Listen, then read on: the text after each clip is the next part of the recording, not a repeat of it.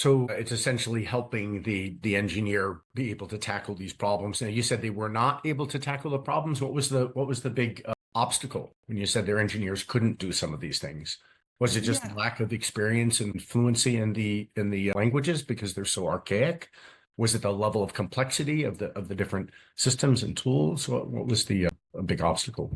My gut feel is that the vast majority is from bad prompts, right? So there's essentially a couple of ways that you can use our product Genie.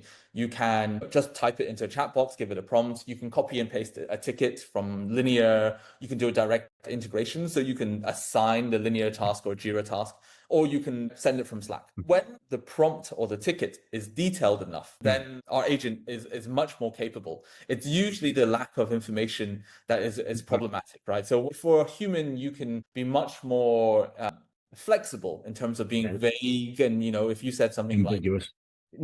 ambiguous, you say, fix the bugs on the front end. That maybe because you've spoken to a colleague at a water cooler, you would understand that. But for an agent, because you don't have that context, it just doesn't work. So if you can overcome that problem, the next problem we have is, and I don't think this is unique to us, I think this is a lot of coding agents are the same, is that if the task is too large or too big, right? It essentially it kind of loses its way. I'd say it's not to humanize it too much. It almost gets distracted.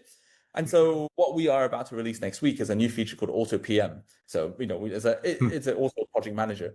We see it as Interesting. our version of deep research, as like an OpenAI trend, where it can ask further questions. It essentially puts itself into a loop, and it can go for hours, right? We've given it tasks where it has come back 3 hours later and successfully deployed, a huge change, right? Where there is like tens of thousands of lines of differences. And I think for us that's the next step where we're trying to fix. There's always a limit of what we think that, as you know, as you think you fix somewhere, there's always a new leak that appears somewhere else. But I think we Right. are moving towards both user education becoming better, Yeah. but also a product becoming better, much more truly agentic, right? I saw something Yeah. on X the other day. It's like, you can't really claim your AI tool is agentic unless it basically, when you have to prompt it multiple times for the same task. And I think we probably agree, right?